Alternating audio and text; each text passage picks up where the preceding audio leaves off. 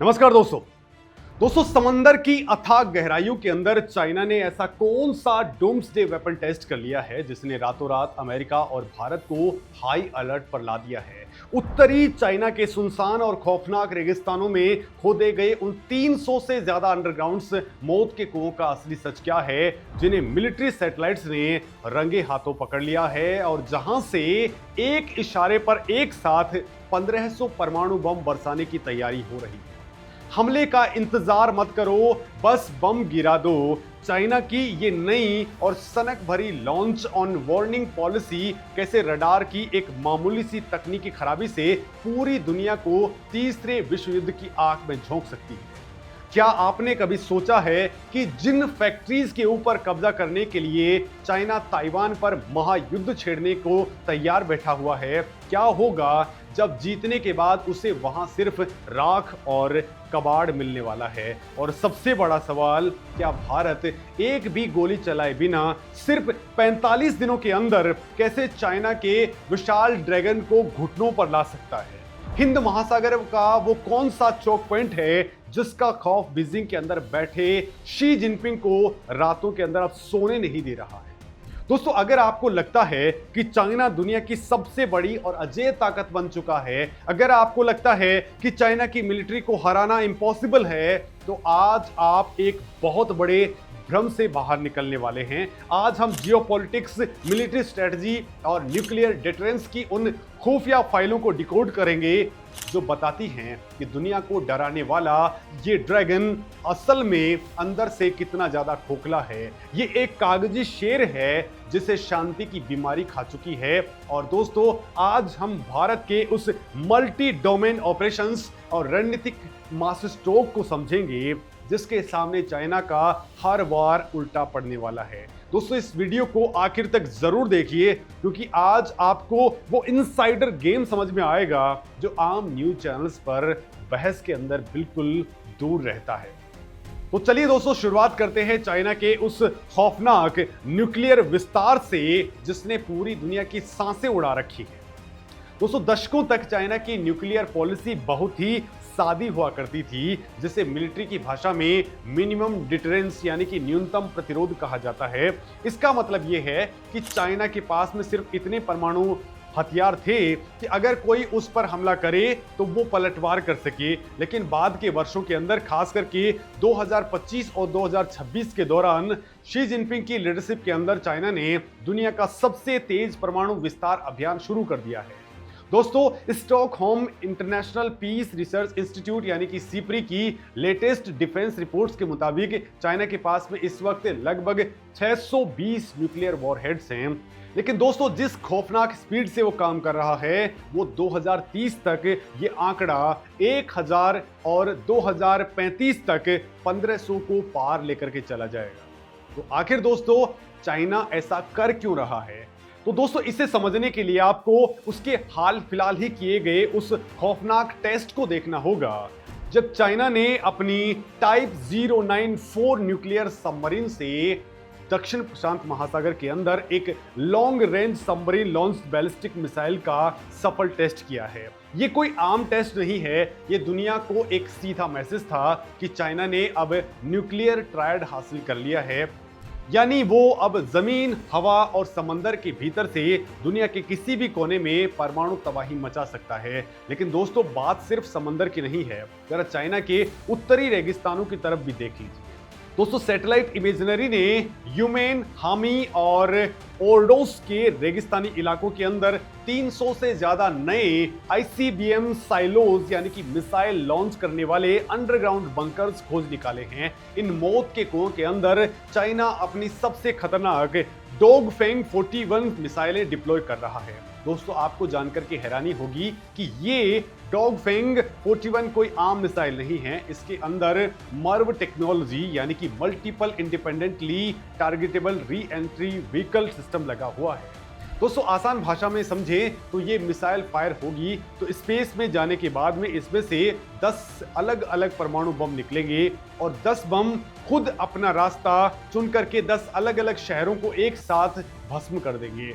दोस्तों, कोई भी एयर डिफेंस सिस्टम एक साथ आसमान से गिरते इन 10 परमाणु बमों को नहीं रोक सकता है। और तो और शिनजियांग प्रांत के लोप नूर रेगिस्तान के अंदर जमीन के नीचे चाइना गुपचुप तरीके से सब क्रिटिकल न्यूक्लियर टेस्ट फैसिलिटी विकसित कर चुका है, वहां टेस्ट भी कर रहा है। दोस्तों, खुफिया रिपोर्ट्स बता रही हैं कि CTBT यानी कि व्यापक परमाणु परीक्षण प्रतिबंध संधि की आंखों में धूल झोंक करके चाइना छोटे और सामरिक परमाणु हथियार यानी कि टैक्टिकल न्यूक्लियर वेपन्स बना रहा है। इनका मकसद अमेरिका को डराना नहीं है, बल्कि इनका सीधा टारगेट ताइवान और LAC पर मौजूद भारतीय सेना हो सकती है। लेकिन दोस्तों, सबसे ज्यादा डराने वाली बात है चाइना की नई लॉन्च ऑन वार्निंग पॉलिसी।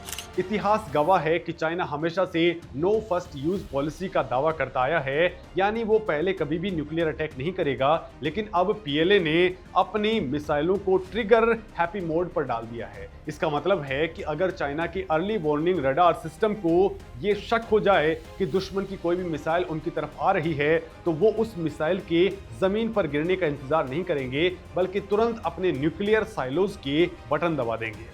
अब दोस्तों, जरा सोचिए, अगर रडार में कोई तकनीकी दिक्कत आ गई या कोई गलतफहमी हो गई, तो ये एक छोटी सी गलती रातों रात तीसरे विश्व युद्ध को भड़का सकती है। अब दोस्तों, यहाँ पर एक बहुत बड़ा सवाल क्रिएट होता है, जब चाइना के पास में दुनिया की सबसे बड़ी थल सेना है, दुनिया की सबसे बड़ी नौसेना है, तो उसे अचानक रातों रात अपने परमाणु हथियारों को 3 गुना करने की ये सनक क्यों सवार हो गई है? क्या ड्रैगन अंदर से खौफजदा है? क्या उसे पता चल चुका है कि बिना न्यूक्लियर बम की धमकी दिए वो अब भारत या अमेरिका से कोई कन्वेंशनल वॉर नहीं जीत सकता है? तो दोस्तों, यहीं से शुरू होता है चाइना की उन कमजोरियों की कहानी, जो उसे एक अजय महाशक्ति के दिखावे से एक कागजी शेर में कन्वर्ट कर देती है। तो दोस्तों, इस मामले में सबसे पहले बात करते हैं चाइना की PLA यानी कि पीपुल्स लिबरेशन आर्मी की। सरफेस पर देखने में ये 25 लाख सैनिकों की फौज बहुत खूंखार सी दिखती है, लेकिन मिलिट्री स्ट्रेटजी में एक कहावत है कि कोई भी सेना हथियारों की गिनती से नहीं, बल्कि युद्ध के मैदान में बहे पसीने और खून के तजुर्बे से महान बनती है। और यहीं पर चाइना सबसे बुरी तरह से मात खा जाता है। चाइना की सेना ने पिछले 45 सालों से कोई असली युद्ध नहीं लड़ा है। आखिरी बार 1979 के अंदर चाइना ने वियतनाम को सबक सिखाने के लिए हमला किया था, लेकिन अमेरिका से लड़कर के फौलाद बन चुके वियतनामी सैनिकों ने चाइना की फौज को बुरी तरह से खदेड़ दिया था। महज 1 महीने के अंदर ही हजारों चाइनीज सैनिक मारे गए और उन्हें दुम दबा करके वहां से भागना पड़ा था। इसके बाद से PLA ने एक भी गोली किसी युद्ध के अंदर नहीं चलाई है। खुद चाइना के टॉप जनरल्स इस बात को स्वीकार करते हैं और इसे पीस डिजीज यानी कि शांति की बीमारी कहते हैं। आज के चाइनीज सैनिकों को यह पता ही नहीं है कि जब आसमान से असली मिसाइलें गिरती हैं, जब रडार काम करना बंद कर देता है और जब अपने ही साथी खून से लथपथ होकर के गिर रहे होते हैं, तब युद्ध के मैदान में कैसा बर्ताव किया जाता है। और दोस्तों, इस शांति की बीमारी से भी एक बड़ा कैंसर है जो चाइनीज सेना को अंदर से खोखला कर रहा है, और वो है भयंकर करप्शन का। दोस्तों, हाल ही के अंदर यानी कि 2023 और 24 के अंदर शी जिनपिंग ने अपनी सबसे बड़ी एलिट रॉकेट फोर्स के दर्जनों टॉप कमांडर्स और जनरल्स को अचानक गायब करवा दिया था या जेल में डलवा दिया था। अमेरिकी इंटेलिजेंस और ग्लोबल मीडिया की इन्वेस्टिगेशन रिपोर्ट्स बताती हैं कि उसने पूरी दुनिया को किस तरह से हिला करके रख दिया है। दोस्तों, इस मामले में पता ये चला कि चाइना की जिन मिसाइलों से अमेरिका और भारत को डराया जा रहा था, उनके अंदर लिक्विड फ्यूल की जगह पानी भरा हुआ था। मिसाइल साइलोज के ढक्कन इतने घटिया मटेरियल से बने हुए थे कि वो इमरजेंसी के वक्त खुल ही नहीं सकते थे। जिस सेना के जनरल्स हथियारों के बजट का पैसा खास करके मिसाइलों के पानी से भर रहे हो, क्या वो सेना युद्ध के मैदान में टिक पाएगी? तो ऐसा बिल्कुल नहीं हो सकता है। चाइना की दूसरी सबसे बड़ी और खौफनाक कमजोरी है उसका डेमोग्राफिक क्राइसिस और लिटिल एम्परर सिंड्रोम। दोस्तों, दशकों तक चाइना ने क्रूरता से 1 चाइल्ड पॉलिसी लागू की और इसका नतीजा ये हुआ कि आज चाइना की आबादी तेजी से बूढ़ी हो रही है और PLA के अंदर शामिल होने वाले 70 से 80% सैनिक अपने माता पिता की इकलौती संतान हैं। चाइनीज समाज के अंदर इन्हें लिटिल एम्परर्स यानी कि छोटे सम्राट कहा जाता है, जिन्हें बचपन से ही हद से ज्यादा लाड प्यार से पाला गया है। ये हार्ड को लड़ा के नहीं। दोस्तों, चाइना की कम्युनिस्ट पार्टी दुनिया के अंदर इकलौती ऐसी पार्टी है जो बाहरी दुश्मनों से ज्यादा अपने ही देश की जनता से कांपती है। चाइना का आंतरिक सुरक्षा बजट, जिसमें पुलिस, सर्विलांस और एआई कैमरे शामिल हैं, उनके भारी भरकम रक्षा बजट से बहुत ज्यादा है। दोस्तों जरा सोचिए, जब एलएसी या ताइवान के मोर्चे से इन इकलौते बच्चों के ताबूत लाल झंडे में लिपट करके बीजिंग और शंघाई के घरों में पहुंचेंगे तो चाइनीज समाज के अंदर कैसा विद्रोह भड़केगा। एक साथ लाखों माता पिता का अपनी इकलौती संतान को खोने का दर्द चाइना के अंदर वो भयानक गृह युद्ध ला सकता है जो कम्युनिस्ट पार्टी के पूरे वजूद को जड़ से मिटा देगा। शी जिनपिंग इस बात को बहुत अच्छे तरीके से जानते हैं और इसलिए वो युद्ध की धमकियां तो देते हैं, लेकिन असली युद्ध छेड़ने से थर थर के कांपते हैं। अब दोस्तों आप कहेंगे कि अगर चाइना इतना ही कमजोर है तो 1962 में भारत चाइना से कैसे हार गया था। तो दोस्तों ये एक ऐसा नैरेटिव है जिसे बार बार भारत का मनोबल तोड़ने के लिए इस्तेमाल किया जाता है, लेकिन अगर आप जियोपॉलिटिकल और हिस्टोरिकल फैक्ट्स को डिकोड करेंगे तो आपको सच्चाई कुछ और ही नजर आएगी। 1962 के अंदर भारत चाइना की फौज के शौर्य या उनकी रणनीतिक श्रेष्ठता की वजह से नहीं हारा, वो भारत की अपनी एक भयंकर रणनीतिक और राजनीतिक भूल थी। तत्कालीन प्रधानमंत्री पंडित नेहरू और रक्षा मंत्री वीके कृष्ण मेनन ने फॉरवर्ड पॉलिसी तो लागू की, लेकिन सेना को ना तो पर्याप्त हथियार दिए, ना ही रसद दिया और ना ही सर्दियों के अंदर लड़ने वाले कपड़े तक दिए। लेकिन दोस्तों सबसे बड़ी और हिमालयी भूल ये थी कि भारत ने अपने उस ब्रह्मास्त्र को म्यान से निकाला ही नहीं जो पूरे युद्ध का पासा पलट सकता था, और वो ब्रह्मास्त्र थी भारतीय वायुसेना। दोस्तों उस वक्त इंडियन एयरफोर्स चाइनीज एयरफोर्स के मुकाबले कहीं ज्यादा एडवांस थी, कहीं ज्यादा ताकतवर थी और कहीं ज्यादा सक्षम थी। अगर उस वक्त वायुसेना को एंगेज किया गया होता तो तिब्बत के पठारों से आने वाली चाइना की लंबी और कमजोर सप्लाई लाइंस चंद घंटों के अंदर तबाह हो सकती थी। चाइनीज सैनिक हिमालय की वादियों में भूखे और बिना गोला बारूद के तड़प रहे होते, लेकिन एक अजीब सी राजनीतिक डर की वजह से वायुसेना का इस्तेमाल ही नहीं किया गया। पर आज का भारत 1962 का भारत नहीं है। आज मोदी सरकार के नेतृत्व में भारत की रणनीतिक सोच और नेशनल डिफेंस पूरी तरह से बदल चुका है। अब भारत डिफेंसिव माइंडसेट से बाहर आकर के ऑफेंसिव डिफेंस और एक्टिव डिटरेंस की नीति पर काम कर रहा है। आज एलएसी का इंफ्रास्ट्रक्चर पूरी तरह से ट्रांसफॉर्म हो चुका है। जहां चाइना ने सीमा के पास में अपने रक्षा गांव बसाए हैं, वहीं भारत ने पूरी आक्रामकता के साथ में वाइब्रेंट विलेज प्रोग्राम शुरू किया है और बॉर्डर रोड्स ऑर्गेनाइजेशन यानी कि बीआरओ ने एलएसी के चप्पे चप्पे पर ऑल वेदर रोड्स, सुरंगों और पुलों का जाल बिछा दिया है। आज भारतीय सेना की डिप्लॉयमेंट स्पीड इतनी ज्यादा तेज हो चुकी है कि जो सैनिक पहले हफ्तों में पहुंचा करते थे वो अब कुछ ही घंटों के अंदर फॉरवर्ड पोस्ट के ऊपर तैनात हो सकते हैं। भारत ने एलएसी के ऊपर Rafale fighter jets, S-400 air defence systems, Chinook heavy lift helicopters, Apache attack helicopters और ब्रह्मोस जैसी सुपरसोनिक क्रूज मिसाइलें डिप्लॉय कर दी हैं। जहां चाइना तिब्बत में अपने टाइप 15 लाइट टैंक दिखा रहा है, वहीं भारत ने T-90 भीष्म टैंकों को 15,000 फीट की हाइट पर उतार दिया है और अपने खुद के जोरावर लाइट टैंक्स का प्रोडक्शन भी बहुत तेजी से स्टार्ट कर दिया है। लेकिन दोस्तों एलएसी पर भारत का सबसे बड़ा एडवांटेज हथियार नहीं है, बल्कि भूगोल और भारतीय सैनिकों का तजुर्बा है। हाई एल्टीट्यूड वॉरफेयर यानी कि उच्च पहाड़ों की लड़ाई के अंदर भारतीय सेना का दुनिया में कोई सानी नहीं है। सियाचिन ग्लेशियर से लेकर के करगिल की चोटियों तक और कश्मीर के आतंकवाद विरोधी ऑपरेशंस में तप करके भारतीय सेना फौलाद बन चुकी है। भारतीय सैनिक इन बर्फीली ऊंचाइयों के आदी हैं। वहीं दूसरी तरफ दोस्तों चाइनीज सैनिक मुख्य रूप से कॉन्फ्लिक्ट्स होते हैं, यानी कि ऐसे रंगरूट जिन्हें जबरन कुछ सालों के लिए सेना के अंदर भर्ती किया जाता है। तिब्बत के पठार पर समुद्री तल से इतनी ऊंचाई पर ऑक्सीजन की भारी कमी होती है। जब चाइनीज सैनिक मैदानी इलाकों से सीधे एलएसी पर आते हैं तो उन्हें हाई एल्टीट्यूड सिकनेस होने लग जाती है, वो उल्टियां करते हैं और उन्हें ऑक्सीजन सिलेंडर लगाने पड़ जाते हैं। इसके अलावा भूगोल भी चाइना के खिलाफ है। तिब्बत के एयरबेसेज बहुत ऊंचाई पर हैं, वहां हवा इतनी पतली होती है कि चाइनीज फाइटर जेट्स अपने साथ में पूरा फ्यूल और पूरा गोला बारूद लेकर के टेक ऑफ तक नहीं कर पाते हैं। दोस्तों इसे एविएशन की भाषा में वेट पेनाल्टी कहा जाता है। इसके ठीक उलट भारत के एयरबेसेज असम, बंगाल, पंजाब और हरियाणा के मैदानी इलाकों के अंदर हैं, जहां से भारतीय वायुसेना पूरी मारक क्षमता और हैवी पेलोड्स के साथ में उड़ान भर सकती है और चंद मिनटों के अंदर एलएसी पर तबाही मचा सकती है।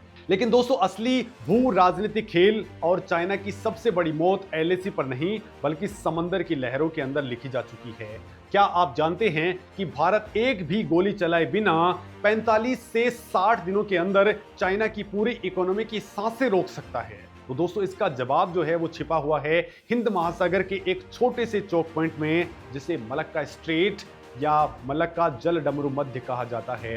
ये अंडमान निकोबार के पास में हिंद महासागर और प्रशांत महासागर को जोड़ने वाला एक बेहद सकरा समुद्री रास्ता है। दोस्तों, आपको जानकर के हैरानी होगी कि चाइना का लगभग 60% व्यापार और 80% से ज्यादा कच्चा तेल इसी मलक्का स्ट्रेट से गुजरता है। ये चाइना की इकोनॉमी की जुगुलर वेन यानी कि गले की नस है। अगर युद्ध की स्थिति बनती है तो भारत को एलएसी पर पहाड़ों में अपना खून बहाने की जरूरत नहीं है। भारत का अंडमान और निकोबार कमांड, जिसे भारत का अनसिंकेबल एयरक्राफ्ट करियर यानी कि कभी ना डूबने वाला विमान वाहक पोत कहा जाता है, वहां से भारतीय नौसेना की P-8I पोसाइडन समुद्री टोही विमान, कलवरी क्लास की घातक सबमरीन्स और INS विक्रमादित्य, साथ ही INS विक्रांत जैसे एयरक्राफ्ट करियर पूरे मलक्का, सुंडा और लोम्बोक स्ट्रेट को पूरी तरह से सील कर सकते हैं। इसे मिलिट्री स्ट्रेटजी के अंदर डिस्टेंट ब्लॉकेड कहा जाता है। दोस्तों, जैसे ही भारत इस रास्ते को ब्लॉक करेगा, चाइना की तरफ जाने वाले तेल के विशाल टैंकर समंदर के अंदर ही खड़े के खड़े रह जाएंगे। महज कुछ हफ्तों के भीतर ही चाइना के पास में रिजर्व तेल खत्म होने लगेगा।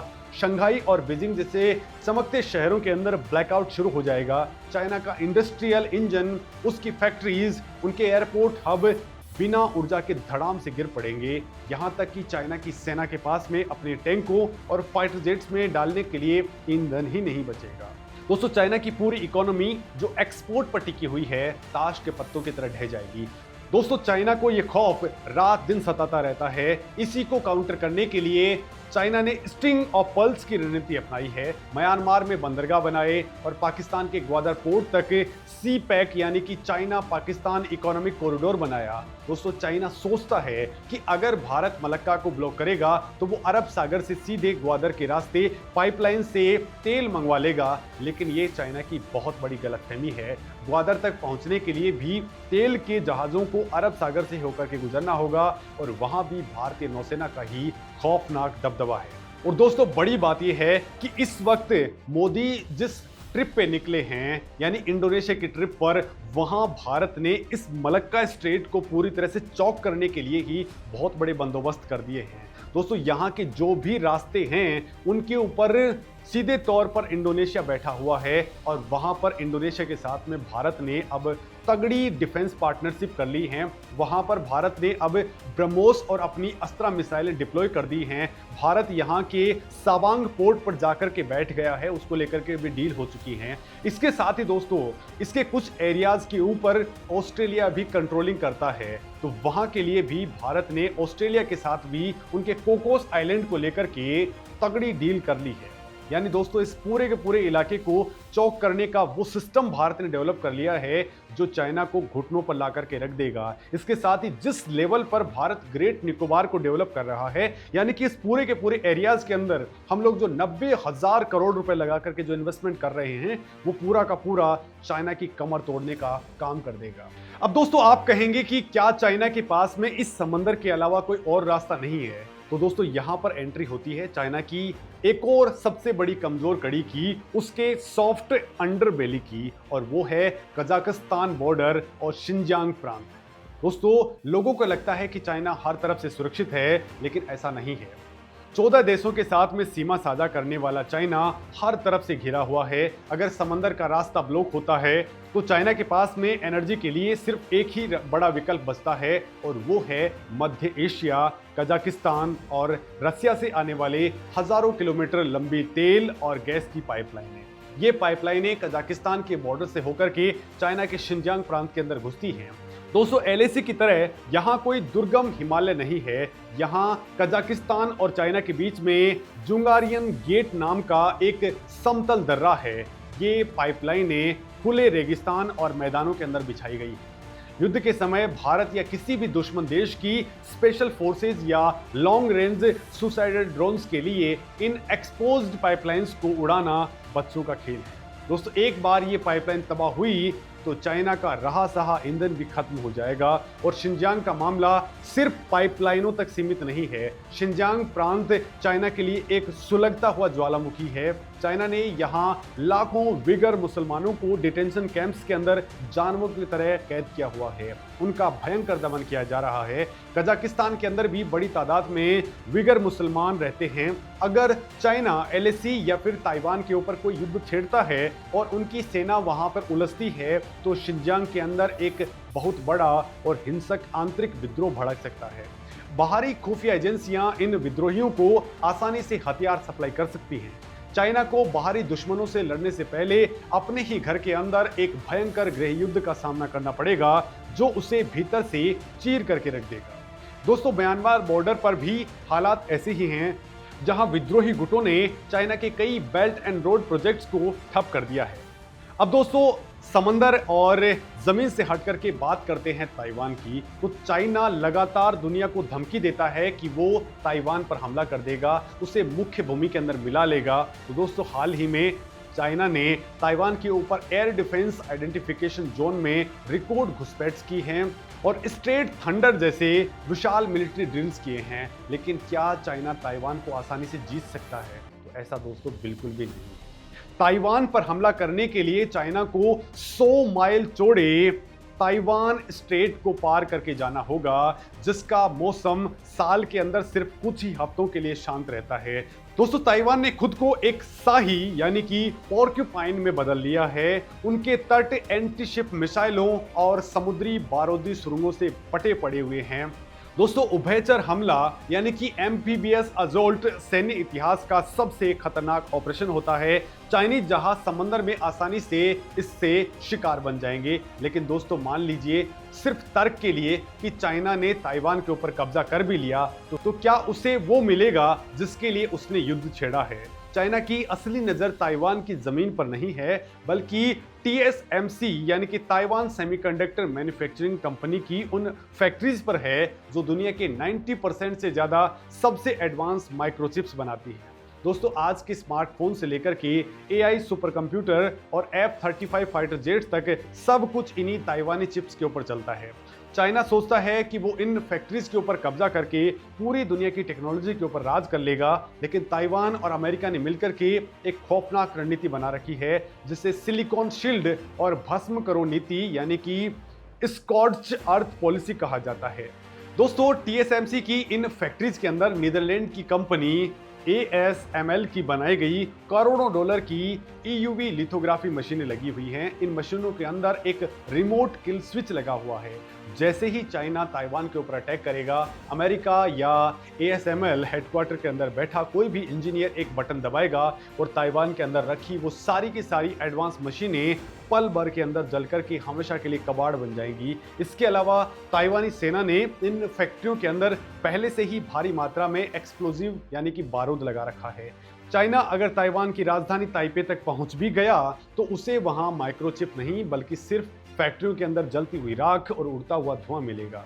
बिना इन चिप्स के चाइना की खुद की इकोनॉमी और टेक्नोलॉजी का दम घुट जाएगा।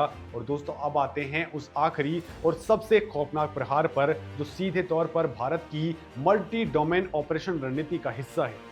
दोस्तों, आज के समय में युद्ध सिर्फ बॉर्डर पर गोलियां चला करके नहीं जीते जाते। आज युद्ध साइबर स्पेस और स्पेस के अंदर लड़े जाते हैं। अगर चाइना LAC पर कोई हिमाकत करता है तो भारत केवल लद्दाख या अरुणाचल प्रदेश के अंदर बचाव नहीं करेगा।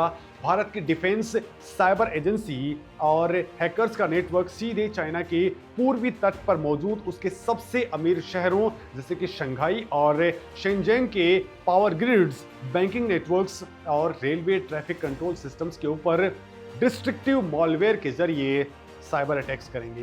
दोस्तों, जरा कल्पना कीजिए उस मंजर की जब चाइना के फाइनेंशियल हब शंघाई के अंदर अचानक से कई दिनों तक बत्ती गुल हो जाए, कम्युनिकेशन ठप हो जाए, स्टॉक मार्केट का डेटा क्रैश हो जाए और करोड़ों लोगों के बैंक अकाउंट्स लॉक हो जाएं। देश के भीतर ऐसा भयानक पैनिक क्रिएट होगा कि कम्युनिस्ट पार्टी का पूरा कंट्रोल सिस्टम चरमरा जाएगा।